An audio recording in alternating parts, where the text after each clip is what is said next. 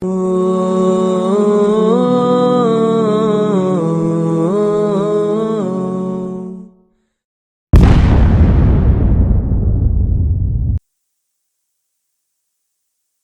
الرحمن الرحيم الحمد لله رب العالمين والصلاة والسلام على رسول الله وعلى آله وأصحابه ومن والاه. السلام عليكم ورحمة الله وبركاته. رب اشرح لي صدري ويسر لي أمري واحلل عقدة من لساني يفقهوا قولي.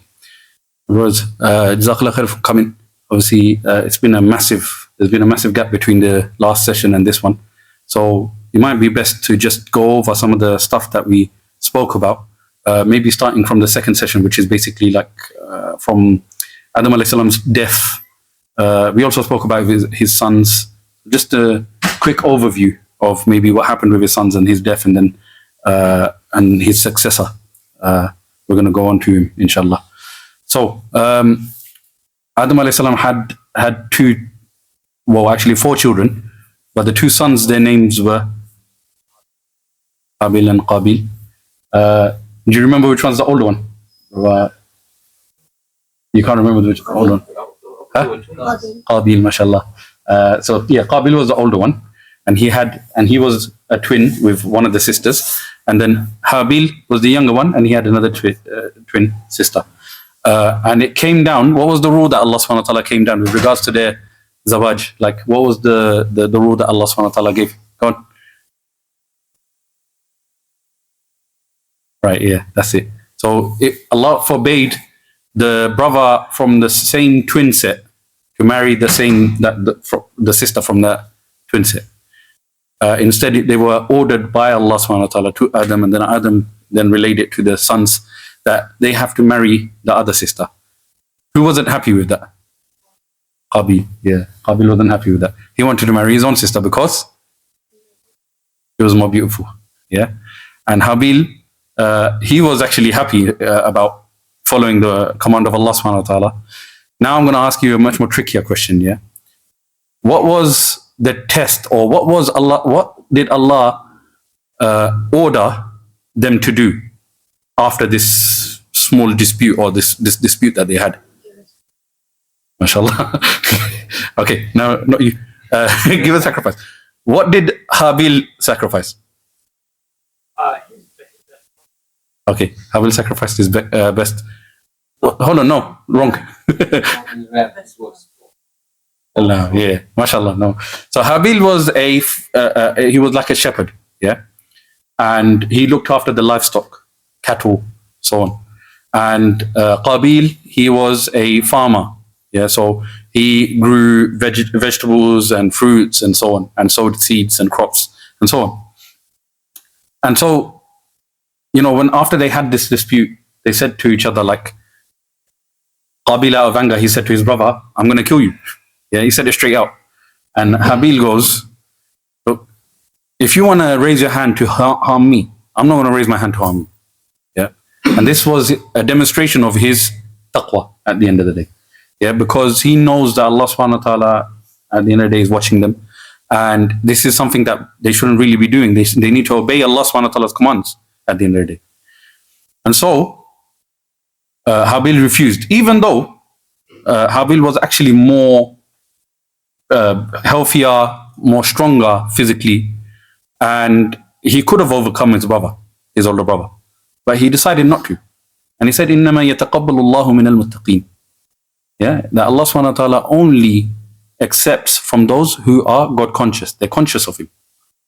Yeah, and so after the last straw for Qabil was the fact that he actually, like, you know, he saw the sacrifice, the fire coming down and taking Habil's sacrifice, or, you know, he had knowledge of the fact that Habil's sacrifice was accepted, but his sacrifice wasn't accepted. So he became even more enraged. Then one night, Adam alayhi salam was saying to Qabil that usually by now, at this time of night, Habil would be home, but he didn't come one night home, like, on time. So he sent Qabil to go and look for him. Yeah. Now, obviously, there was a couple of narrations we mentioned about how Qabil killed his brother. But the more common one was, what did he do? The most common one, huh? Yeah. So he grabbed a rock, and he basically, whilst Habil was sleeping, he just smashed it on his head and he killed him. And then after that, he instantly, what did he do? He regretted it. Instantly he regretted it. But he didn't make tawbah to Allah subhanahu wa ta'ala. Yeah, he regretted it, of course, because this is something that he shouldn't have done. It's his younger brother. He let his anger overcome him and his greed overcome him. And he was just blind to the obedience of Allah subhanahu wa ta'ala at this point. And he's just like overcome with rage. He did what he did. And he was, filled with regretfulness. And he was carrying his brother on his back and was walking around for a couple of days. And then what happened was, Allah subhanahu wa ta'ala, he didn't know what to do with the body. So Allah subhanahu wa ta'ala sent him 2 crows who then ended up having a fight with each other. One crow overcame the other. And that crow showed Qabil, or Allah subhanahu wa ta'ala demonstrated what Qabil needs to do. Yeah? And the crow buried the other crow, the one that died, and covered him. And that's exactly what he did. Qabil did. And there's a very beautiful ayah that after Allah subhanahu wa ta'ala, which everybody knows about. Yeah, everybody knows this saying. Allah subhanahu wa ta'ala says, وَمِنْ أَجْلِ ذَلِكَ كَتَبْنَا عَلَى بَنِي إِسْرَائِيلَ أَنَّهُ مَنْ قَتَلَ نَفْسًا بِغَيْرِ نَفْسٍ أَوْ فَسَادٍ فِي الْأَرْضِ فَكَأَنَّمَا قَتَلَ النَّاسَ جَمِيعًا. Yeah, Allah subhanahu wa ta'ala says, and because of this, yeah, we have now prescribed upon the children of Israel, or at the time, the Ummah of Musa alayhi salam, that if anybody kills anybody because of a wrong reason or some sort of like corrupted reason, or just out of selfish desire, it's almost as if he's killed. فَكَأَنَّمَا قَتَلَ النَّاسَ جَمِيعًا. You've killed the whole of mankind. وَمَنْ أَحْيَاهَا فَكَأَنَّمَا أَحْيَا النَّاسَ جَمِيعًا. And whoever saves a life, one life, it's like they've saved the entire humanity. This is one thing that separates us from many religions. Even the so-called religions of peace nowadays, that they think, that anybody can go around and say like, oh, my religion is a religion of peace and love. We don't do this. Go into the text and you'll see what sort of violence that they have in their text. Wallahi, you go and you make the comparisons and you'll see Allah not once in our Sharia, in our Quran, not once did he actually go and order or command some of the sickening things that these people from other religions have been ordered to do by their books, their holy books. Alhamdulillah, look, we have proof, evidence that, look, this is our morals. Yeah, we see the value of one life, how much it means to Allah subhanahu wa ta'ala. And we equate this. If you do this out of ill intentions, then it's almost as if you're killing the whole of mankind. And you will be tried as if you are killing the whole of mankind. This is exactly how Allah subhanahu wa ta'ala will hold you accountable on the Day of Judgment, if you do something like that. Because of this, Qabil, he ended up, condemning himself to the punishment of every murderer hereon after this. Because he was the one who started, he started the concept of murder now. He was the first person to murder. And now because of him, every person that murders after him, he will now get a portion of their punishment. So, after that, Adam and Hawa alayhim salam, they became filled with like grief and sadness and sorrow. It was said that Adam alayhi salam cried for about 60 years for his son. That's how much he loved Habil, because Habil was such a beloved son to him. Yeah. But then, now we go on to Sheeth. Alhamdulillah, Sheikh Ibn Kathir, rahimahullah, he mentions in his book, Qasas al-Anbiya, he says that Sheeth, the name Sheeth means Hibbatullah, which means the gift of Allah subhanahu wa ta'ala. And he said this because he is a gift of Allah subhanahu wa ta'ala. He was a gift given to both the parents. Why? Because they were grief struck by the untimely, demise of their son. Yeah, and they couldn't get over it. Well, obviously they were over it, but they had to be patient in that situation. And then Allah subhanahu wa ta'ala replaced, Habil with a son. Sheeth alayhi salam was said and described to be a very righteous son. Someone who was like completely obedient to Allah subhanahu wa ta'ala and his father. and he would continuously engage himself in the remembrance of Allah, and not only himself, but he will make sure that his brothers and his nieces and nephews would all remember the story of Shaitan, how Shaitan came to their, his father and their grandfather Adam, and how he managed to deceive him and bring him down to earth from paradise. And not only that, what Shaitan made his older brother do, because at the end of the day, it was the whispers of Shaitan that made him do this. He brought out the worst of his older brother, and he reminded them, this is what we make sure we have to try to control our desires. We need to make sure we gain our knowledge. We need to make sure we remember Allah subhanahu wa ta'ala.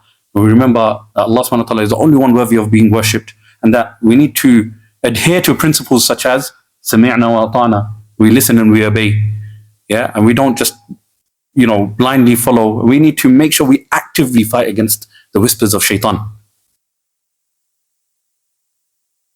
So once, Sheath was given to the parents, Adam and Hawa alayhi salam, they were filled with some sakina, some peace. Sheath was, he then basically went on to have his own tribe of people after the death of Adam alayhi salam. And these people after were then told they need to keep amongst themselves. And I'll tell you why. First and foremost, Sheath alayhi salam was not mentioned in the Quran. Of course, everybody should know that. He was mentioned in where? How would we know that Sheath alayhi salam even existed? In hadith. Well done. And this hadith I mentioned to you in the last session. Allah subhanahu wa ta'ala says, and this is on the authority of Abu Dharr radiallahu anhu. He says, إن الله أنزل 100 صحيفة و4 صحف على شيث 50 صحيفة. Yeah, so he said, Allah subhanahu wa ta'ala has descended or sent down about 104 scrolls, and of those 104 scrolls, he gave Sheath 50 of those. And so there's a little bit of a difference in opinion as to whether Sheath alayhi salam was considered a messenger or was he just considered a prophet. Now obviously the majority in the stronger opinion is that Nuh alayhi salam is the first messenger of Allah subhanahu wa ta'ala. And so for that reason we can't, if we follow that opinion, then obviously Sheath alayhi salam can't be a messenger. You see what I mean? Because he came before Nuh alayhi salam. But regardless, this is definitely a sahih hadith that's found, I'm pretty sure it was in Jami' Tirmidhi. Allahu Alam. I'll clarify that later, in the next session, inshallah, or maybe in the following one. Yeah, so that's how we know Sheath alayhi salam existed. Qabil, at this point in time, he decided to run away with the sister that he wanted to get married to. And they went away to the mountains, where they had children, and the children had children, and so on. And they expanded their tribe, their clan. And they had their own very distinct characteristics. Some of them were mentioned in hadith again. Some of them you might think is actually a bit of a, how should I put it? They're strange sort of characteristics. Alhamdulillah, but these were mentioned by Rasulullah sallallahu alaihi wasallam, and so we have to take it as it is. Yeah. One of them being that the women of Qabil alayhi salam, Qabil's tribe, I shouldn't be saying alayhi salam, sorry. The women of Qabil's tribe were very pretty. They were very attractive, but the men weren't. However, in Sheath alayhi salam's tribe, you'll find that the men were more attractive and the women weren't. Yeah? So these are some of the things that were mentioned in the hadith. So after he went over there, Allah ordained to Sheath that your tribe and your people must not go and mingle with them. They need to be amongst themselves. Why? Because they need to protect their iman.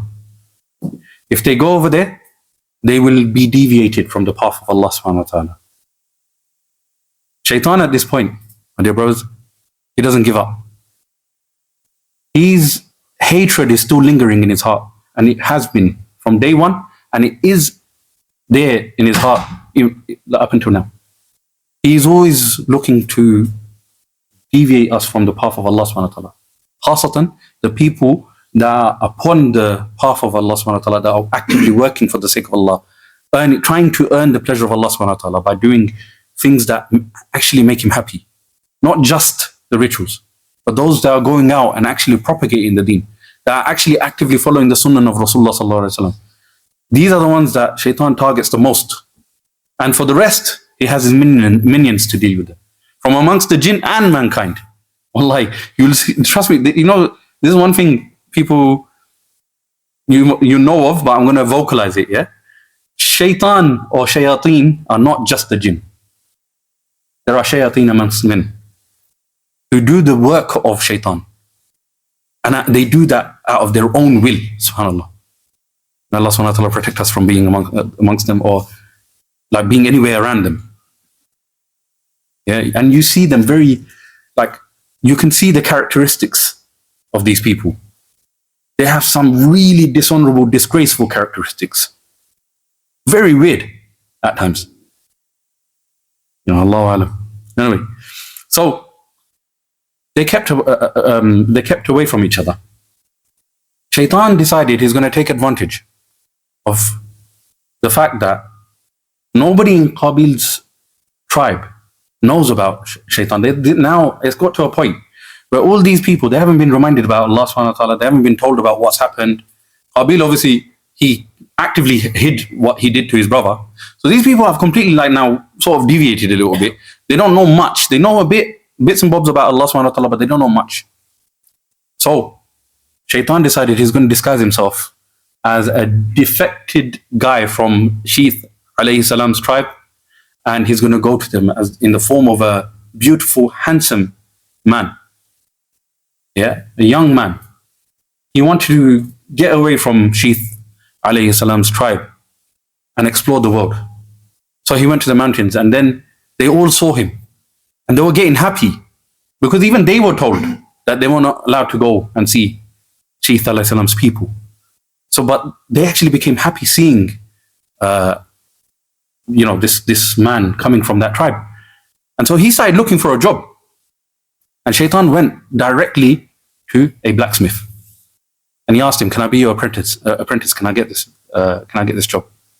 And the apprentice, again, he became really happy seeing the fact that he's from the other tribe. "Why not? Come on, I'll put you to work. I'll look after you." And he worked. He showed signs of like a sincere worker. Like, he would work very hard. He would make sure he does what he's told. You wouldn't think that this person is a devil in disguise. And so, as he gained the knowledge of doing whatever he was doing with the blacksmith, he decided to bring some material, and he welded a flute. He welded a flute. And now he blew into the flute, and it created a sound, a melodious sound, which no one has ever heard of. This was the day and age of sound. You know, in every generation, you'll find, or there's like an era, of sound, and then there was an era of poetry or so on. Like, obviously I'm skipping a lot, but at the time of Rasulullah sallallahu alaihi wasallam, that was the era of poetry. Now we're in the era of, well, one could argue we were in the era of science, now we're in the era of social media. Yeah? So, as time goes by, things change. The paradigm shifts, and we start focusing on different things. At that time, when he created this sound, people started looking at him as if he's some intelligent, extra intelligent human being. And that he's got this knowledge that no one else has. And people started getting very attracted to this thing, to this sound. And then slowly, he started building other stuff, like string instruments, like someone said a bugle, like a sort of trumpet sort of type thing. And he just kept going on. And then now, time goes by, and these people actually start getting immersed in their music. In the distance, the people of Sheeth alayhi salam, they start to, hear the sounds of this. And they become intrigued by it. So the men decide, some of the men gather together and they decide, let's go and check out this thing.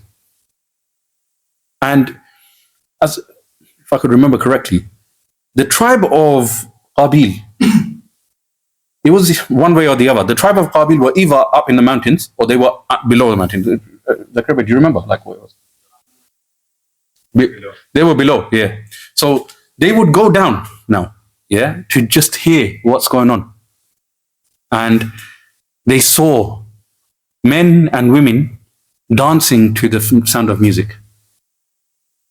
And so these men started looking at these women and they found them completely attractive. Like, obviously, that's one of the things that was mentioned in the hadith, that they were much more attractive than the women that they have in their tribe.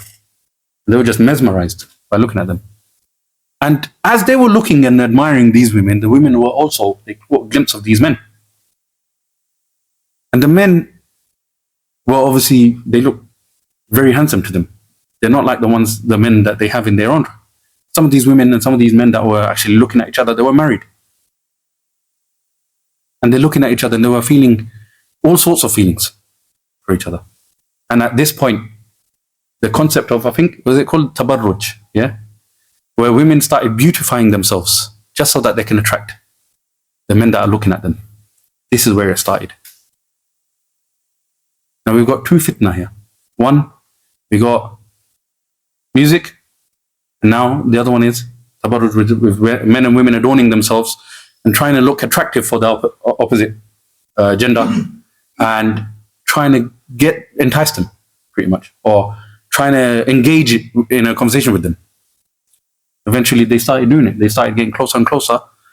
And the men of Sheeth alayhi salam's tribe, they started becoming more and more captivated by them and the music, and they started partying with them eventually. And then, obviously, the third thing comes, which was they started having, illegal relationships with each other. And some of these guys were married. Some of these women were married. So, for me, this session, I actually don't want to, focus too much on the actual story. What I really wanted to focus on, the reason why I actually really wanted to do this session, is because I wanted to focus on these three things. A lot of people don't actually know the story of Sheeth alayhi salam. Sometimes they haven't even heard. Like I asked, who was it I asked today? I asked a friend of mine, a colleague of mine from work. Yeah, whilst I was playing with him. Yeah, I asked him, "Do you know who Sheeth alayhi salam is?" And he goes, "No, I don't know who Sheeth alayhi salam is." And I was telling him, see, this is the thing. Sheeth alayhi salam's story is actually very, very important. And a lot of people nowadays within our community who take this thing very lightly, listening to music, speaking to any women whenever they feel like, they take these things very lightly. But if they realize the origin of how Shaitan used these things as the initial tools to deviate the whole society at the time, then maybe they will understand why they need to actually fear these things and actually stay away from it. Actually be scared of going anywhere near these things. Allah subhanahu wa ta'ala says in the Quran, in Surah Isra, He says, وَاسْتَفْزِزْ مَنِ اسْتَطَعْتَ مِنْهُمْ بِصَوْتِكَ وَأَجْلِبْ عَلَيْهِمْ بِخَيْلِكَ وَرِجْلِكَ وَشَارِكْهُمْ فِي الْأَمْوَالِ وَالْأَوْلَادِ وَعِدْهُمْ وَمَا يَعِدُهُمُ الشَّيْطَانُ إِلَّا غُرُورًا. Sorry, it's a bit small, that's why I couldn't read it properly. But Allah subhanahu wa ta'ala mentions when Shaitan actually went up to him and challenged Allah subhanahu wa ta'ala, saying that I'm going to go and I'm going to make sure I deviate your worshipping slaves. And I'm going to make sure I just attack them in every way and try to deviate them, or try to steer them off the path. Allah said to him, incite whoever you feel like you want to incite with your voice and mobilize against them your cavalry and infantry. Manipulate them in their wealth and their children. And make them promises. But Shaitan's promises, his promises are nothing but delusion. وَمَا يَعِدُهُمُ الشَّيْطَانُ إِلَّا غُرُورًا. He does not promise you anything except that they are just delusions. And in the end, when you go and try to blame him in the day of judgment, what is he going to say? That I only came and whispered to you. You did what you did. It was your choice. You made the choice to do what I told you to do. So you can't hold me accountable. And Allah subhanahu wa ta'ala will honor that. It's true. Because we made that choice, we had that choice. And this is something, the first concept we learned from Adam alayhi salam is that we have choice. Yeah, we have choice to follow and we have choice not to follow.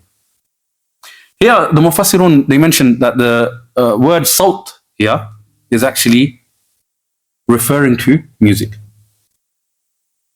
And these are the majority of the Mufassirun have agreed to this, saying that the way he actually uses his voice, as in music, to deviate them, is one of the first things that was actually mentioned. And this is how we should take that word salt to be. And the fact that when he mentions things like wealth and children, he's actually talking about the relations that they have outside of marriage and the zina that they're committing with each other whilst they were interacting with each other. And the fact that they start becoming greedy for more. The wealth that Allah subhanahu wa ta'ala is talking about, they start becoming greedy for more and more and more. Instead of actually learning contentment, they're becoming more and more into the greed that shaitan wanted them to actually think, have in their hearts.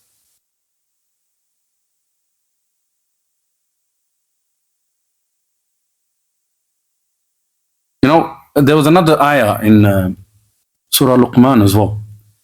And recently there's been a lot of discussion, I think you brothers have seen as well online, that certain ulama or certain, teachers, they have started to say that music is actually halal and it's okay to listen to. What you have to understand is the music has many negative, effects. Even if you were to take the hadith of Rasulullah sallallahu alaihi wasallam, where he was in the presence of the three young women that were in the presence of Rasulullah sallallahu alaihi wasallam at the time of Eid, if I remember correctly, and Abu Bakr as-Siddiq and Umar basically walked in and found them playing the taf. Even then, they say that scholars are very strict about the conditions of when you're allowed to play the taf, and who as well. And who. A lot of people don't realize that actually, even if it's nasheeds, men of the ummah shouldn't be engaging in listening to nasheeds as like a passion, if you know what I mean. Maybe once in a while, in a special occasion, yeah. But we shouldn't be engaged in it. I know some brothers are like literally giving up their careers to become nasheed artists. You understand? And look, may Allah subhanahu wa ta'ala bless them for their intention. They want to do something good for the ummah, and they think that maybe singing about the concepts of the deen will help them understand it better and so on. Allah knows best what their intentions are. But it's not something that we should be continuously engaged in. You understand? Because eventually what happens is it ends up having the same effect as the negative music. Not only that, this is actually common knowledge now. Music, especially nowadays, or any other time, you'll find that the frequency of that music, is in such a way it naturally, or it draws out certain emotions from a person. Yeah. So if a person listens to certain type of music to prepare himself to do something crazy, it will encourage him to do that. And then if a person is feeling sad because he's gone through a breakup or something like that, they will listen to sad music, and it will bring out even more sadness from them and feed that, emotion. And if a person is feeling happy, he just wants to. Do you understand? There's so many different music, and all of them, if you actually look into it, some brothers have actually done experiments with this. They've seen how the frequency of these songs actually messes up their minds. Shaykh al-Islam Ibn Taymiyyah quite famously said, that music is the alcohol of the soul. A lot of people who have in their past listened to music and they've come out of it, if you ask them, they'll tell you, just listen to one verse and it will stay in your mind forever. Literally, or not forever, but literally throughout the entire day, it will just keep repeating in your head. Yeah, if it's something that you enjoy listening to, you end up enjoying listening to, or your ear takes a liking to it, yeah, it will start, it will start lingering in your mind. And then when the time comes for salah, you'll find yourself standing in salah and it actually playing in your head. SubhanAllah. Now imagine, yeah, you're standing in front of Allah. You're standing in front of Allah and you're thinking about those verses that you've heard from a song. And some of these verses are some disgusting verses.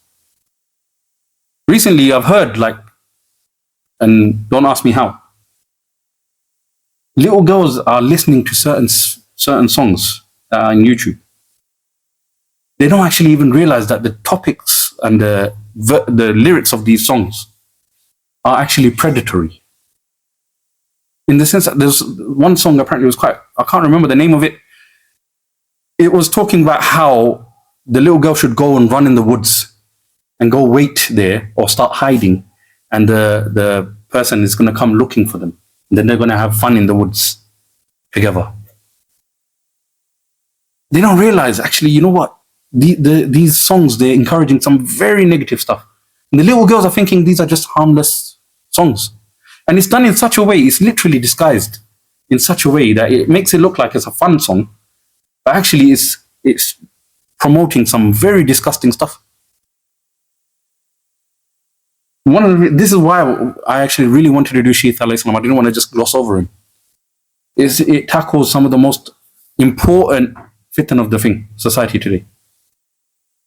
Next, Allah subhanahu wa ta'ala mentions here, the hadith of Rasulullah sallallahu alaihi wasallam mentions the fact that they went there and they started getting enticed by each other. Allah mentions in the Quran, وَلَا تَقْرَبُوا الزِّنَا إِنَّهُ كَانَ فَاحِشًا. Like, don't go anywhere near zina. And you can see what Allah subhanahu wa ta'ala mentions about that. Did they go and start talking to them first and foremost? No. All they did was look. All they did was just look. And then that was enough for them to start slowly bringing out the courage to start going and then speaking to them. And eventually one thing led to another, and then another thing led to another, and so on. And that's exactly how it works. This is why Allah subhanahu wa ta'ala mentions, don't even go near it. Zina is a path. When you tread on it, it leads to some very disgusting places. Yeah, may Allah subhanahu wa ta'ala protect us all from that.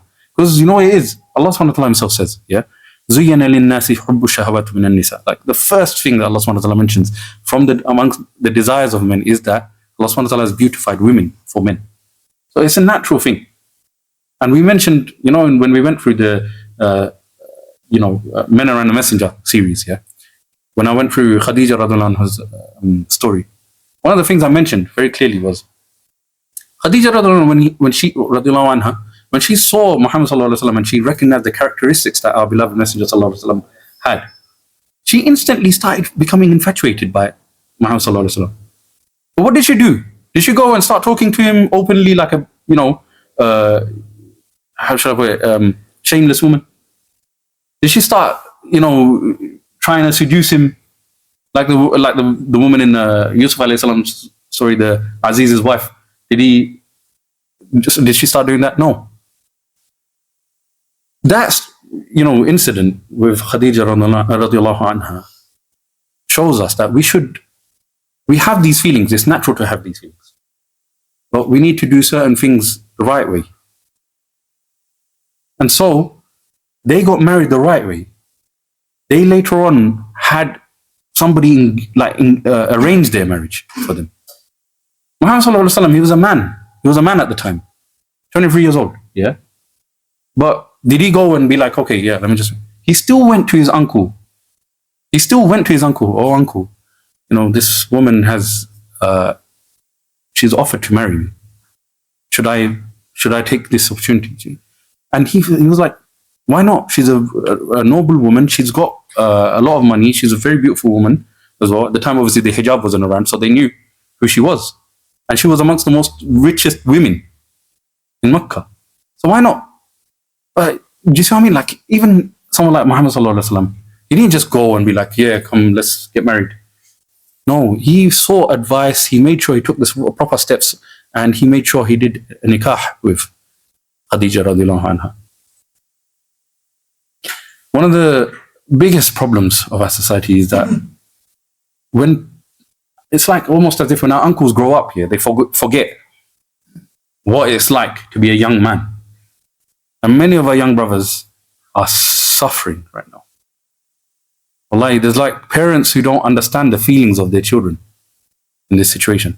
It's one of the reasons why I actually want to really address this in a night program, or I want to bring, a guest over to actually really deal with this issue and provide some hope to the younger brothers in the area and guidance to do things in the proper way, inshallah. Yeah, definitely. Sisters are suffering as well. Equally so. Actually, to be fair, I'll be very honest with you. Actually, they're suffering more. There are sisters out there that are actually unable to find a husband because of, first of all, the quantity of men. Yeah, there's not many men around, unfortunately, especially like a decent person.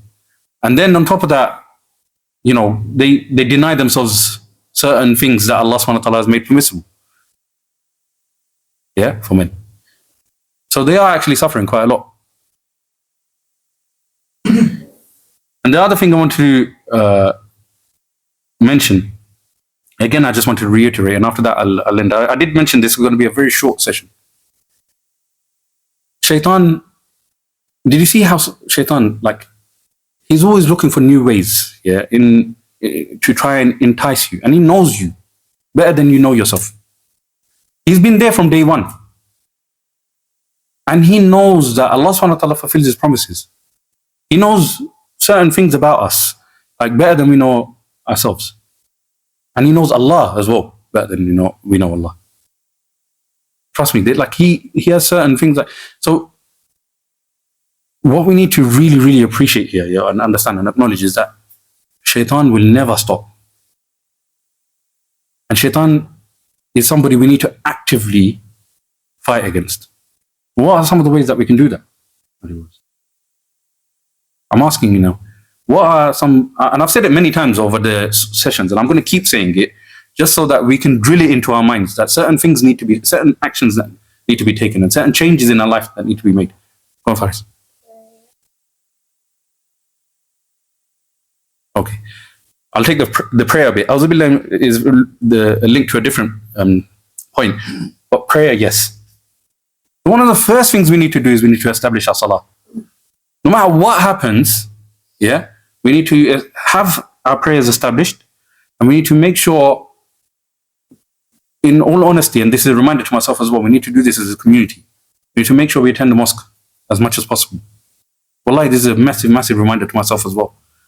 Obviously, we get bogged down with our jobs. And then what happens is, when you're in a flow of going into the mosque for your salahs, and then your job comes and it just sort of interferes with that flow. Even when you have a day off, you start getting lazy. And that's exactly what happens to me, unfortunately. Yeah, I get lazy as well. So we need to get out of this habit. And the way we do that, yeah, is try your best to establish your salah in the mosque itself. There's another thing that I'm gonna say now that actually helps with that, which is be amongst righteous company. This is another lesson that we learn from Shith alayhi salam's story. Those men that took themselves out from a righteous community, and then they decided to go down to go and see what the other community is doing, just out of curiosity. Shaitan came and attacked them straight away. And they had nobody there to support them, to advise them, to bring them back. Yeah, Allah places a massive, massive emphasis on company, righteous company. I always say this, we do not want to be those people that says, لم أتخذ فلانا خليلا. يا ليتني لم أتخذ فلانا خليلا. There are some people that on the day of judgment, they're going to be like, woe be to me, curse be upon me. Why did I take this person as my friend? This person, all his life, he not only did he do bad for himself, he also encouraged me to be with him. I don't want to be that person. Yeah, I don't want to be that person that basically regrets being around that person. If anything, I want to help my friends to go the opposite direction. Right? The only way I could do that is if I make sure I'm fortified within a good community. Yeah. So we need to be around the brothers that actually come to the mosque. Be around those brothers, and then you can go to the mosque with them. Actively help each other. Call each other. Look, it's Zohar time, come. It's Asr time, come. At least the very minimum you should do is Isha, Maghrib and Isha at least. Yeah, because most people have 9 to 5 jobs. In the summer, like you have that opportunity to come to the mosque for Maghrib and Isha, and if you can, for Fajr as well. Yeah. This is the thing. Take these lessons, inshallah. And next session, we're going to be doing Idris, alayhi salam. Hopefully, my nephew, Tahmid, should be delivering that. Anything good I've said is from Allah subhanahu wa ta'ala, and anything negative or bad is from my own mistakes and from the whispers of shaitan. لعنة الله عليه. أقول قولي هذا. استغفر الله لي ولكم ولسائر المسلمين من كل ذنب فاستغفروه إنه هو الغفور الرحيم.